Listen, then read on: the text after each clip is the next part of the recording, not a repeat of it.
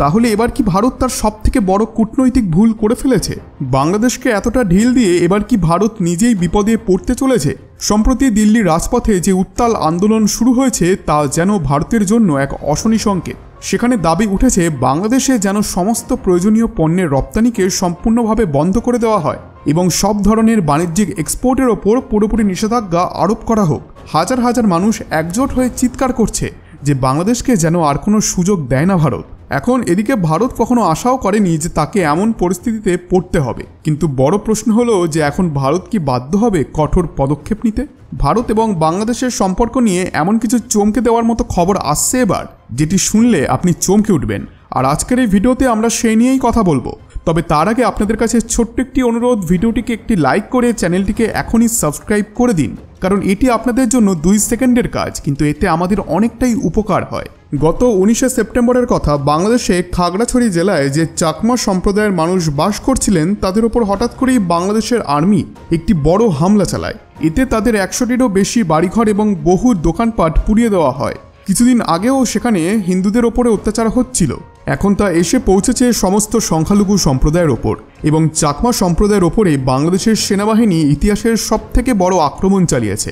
এরপর এই মানুষজনের কাছে ভারতই একমাত্র ভরসার জায়গা হয়ে দাঁড়ায়। চাকমা সম্প্রদায়ের যে মানুষজন ভারতে থাকেন তারা ভারতের বিদেশমন্ত্রী এস জয়শঙ্কর এবং প্রধানমন্ত্রী নরেন্দ্র মোদীর কাছে একটি চিঠি লেখেন, যেখানে স্পষ্টভাবে বলা হয় যে ভারতকে বাংলাদেশের অন্তর্বর্তীকালীন সরকার মোহাম্মদ ইউনূসের সঙ্গে সমস্ত সম্পর্ককে ছিন্ন করতে হবে আর তাদের ওপরে দয়া প্রদর্শনের আর কোনো প্রয়োজন নেই, কারণ বাংলাদেশের সংখ্যালঘুদের ওপর অত্যাচার দিন দিন বেড়েই চলেছে। এখন পরিস্থিতি এতটাই খারাপ যে খোদ বাংলাদেশের সেনাবাহিনী তাদের ওপর আক্রমণ শুরু করে দিয়েছে। তবুও এখনো পর্যন্ত এই প্রশ্নের উত্তর পাওয়া যাচ্ছে না যে কেন বেশিরভাগ দেশ এই ঘটনার দিকে নিজের চোখ বন্ধ করে বসে আছে এবং এই নিয়ে কেন কেউ কথা বলতেও রাজি হচ্ছে না। আপনাদেরকে জানিয়ে রাখি, ভারতের প্রতিবেশী দেশে এত কিছু ঘটার পরেও খুব কম মানুষই এই খবরটিকে কভার করেছেন এবং আপনাদের মধ্যে এমনও অনেকজন আছেন যারা এই ঘটনার ব্যাপারে প্রথমবার জানছেন। বর্তমানে বাংলাদেশের এই কর্মকাণ্ড এবং সেনাবাহিনীর দ্বারা সংখ্যালঘুদের ওপর এই ধরনের আক্রমণ নিউ দিল্লিতেও পৌঁছে গেছে এবং চাকমা সম্প্রদায়ের মানুষজন এই ঘটনার প্রতিবাদে একটি বড় রকমের প্রোটেস্ট শুরু করেছেন। তারা 2টি প্রধান দাবি তুলেছেন। প্রথম দাবি হলো ভারত সরকারকে বাংলাদেশে থাকা চাকমা সম্প্রদায়ের মানুষকে যেভাবেই হোক বাঁচাতে হবে, আর দ্বিতীয় দাবি হলো ভারত থেকে যে সমস্ত প্রয়োজনীয় পণ্য বাংলাদেশে রপ্তানি করা হয় সেগুলিকে সম্পূর্ণভাবে বন্ধ করতে হবে এবং সব রকমের বাণিজ্যিক নিষেধাজ্ঞা আরোপ করতে হবে। এতে করে বাংলাদেশ যেন বুঝতে পারে যে তারা কত বড় ভুল করেছে, এমনটাই দাবি করেছেন তারা।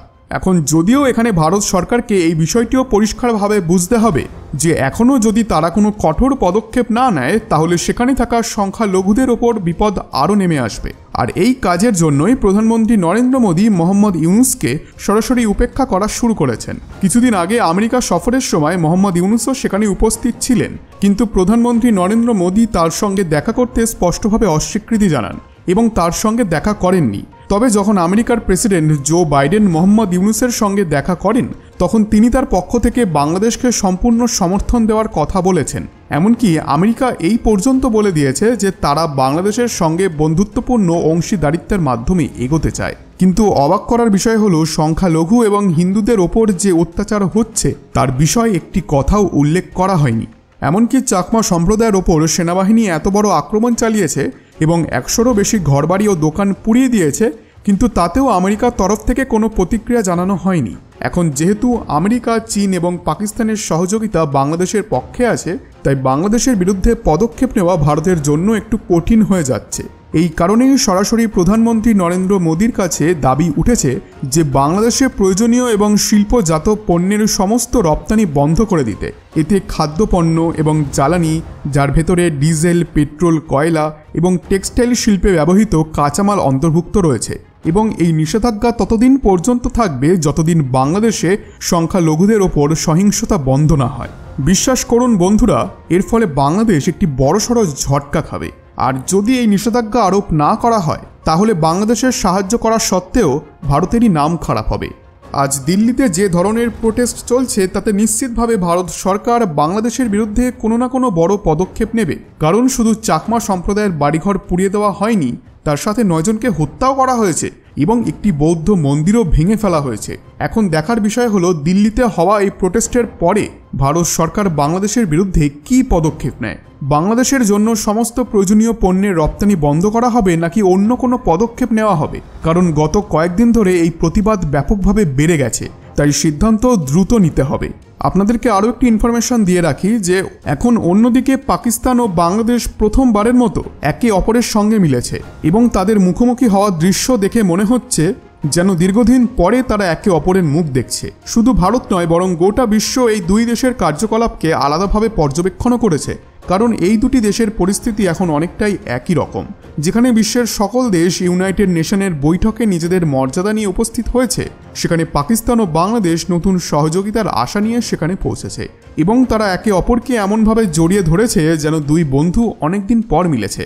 যেদিকে দুই দেশের উদ্দেশ্য এখন একটাই, যে কোনোভাবে তাদের অর্থনৈতিক সমস্যার সমাধানের জন্য আন্তর্জাতিক সহায়তা পাওয়া। এর মধ্যে পাকিস্তান ইতিমধ্যে $1.1 বিলিয়ন সহায়তা পেয়েছে, কিন্তু বাংলাদেশ $5 বিলিয়ন সহায়তার জন্য আবেদন করছে, যা এখনও মঞ্জুর হয়নি। যাই হোক, এখন গোটা বিশ্ব এই দুই দেশের প্রত্যেকটি স্টেপকে পর্যবেক্ষণ করছে। শেষে আমি শুধু একথাই বলতে চাই যে প্রতিবেশী দেশের সঙ্গে সুসম্পর্ক সবসময় আমাদের অগ্রাধিকার হওয়া উচিত, তবে যখন সেই সম্পর্ক সংখ্যালঘুদের অধিকার বা মানবাধিকারের ওপর আঘাত হানে তখন আমাদের নীরব থাকার কোনো সুযোগ থাকে না। বাংলাদেশে ঘটে চলা সাম্প্রতিক ঘটনাগুলি শুধুমাত্র চাকমা সম্প্রদায় নয়, বরং সমস্ত সংখ্যালঘুদের জন্য এক গভীর সংকেত বহন করছে। আর এই সংকেত শুধু দুই দেশের মধ্যে সীমাবদ্ধ নয়, গোটা বিশ্বের দৃষ্টিকে আকর্ষণ করা উচিত।